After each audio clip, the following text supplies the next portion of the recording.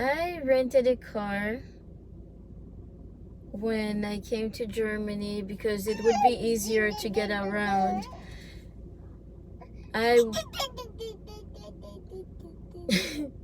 Our location was 1 hour from the airport, and with all that I carried with me and the baby, it just made more sense to have a car. So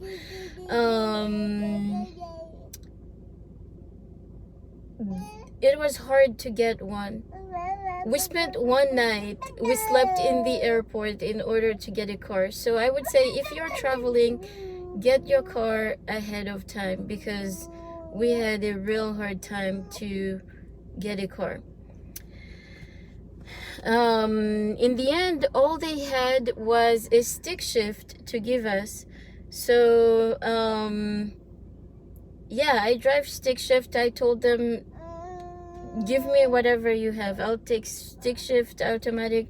I just want to get out of the airport. I was so exhausted. Anyway, once they processed the papers, they just handed me the key and didn't tell me anything about how to operate the car. So when I got to the car and tried to drive away, I could not move the car.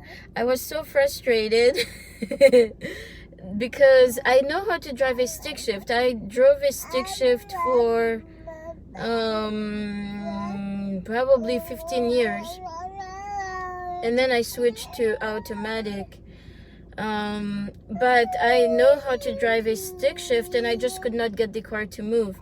And so I found a person that looked like he worked at the airport, and he actually worked for a different rental company. And I asked him, can you help me to move the car, because I can't move it. It will not go anywhere. And so he was just like, oh, okay, I don't work with your company, but I'll try and help you out. So he backed out the car for me so that I could drive away and get out. But the problem that I had, the reason the car wasn't moving is because I did not know how to operate a German European stick shift. And I'm gonna show you how it works. So let me switch the camera.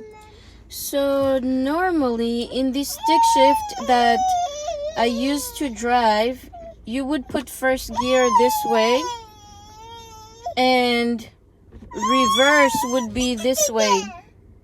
But in this car, in a German car, the first gear is this way, okay, and the reverse is also that way. But in order to get into reverse, you have to push up onto this onto the gear, push up, and then push forward. So that's reverse. And this car is pretty fancy, so it has a camera and will help you with backing up. And once you are in reverse, you will see the camera pop up and you'll be able to reverse. But otherwise, first gear is right here, and you go into neutral, and to do reverse you go there. That's it.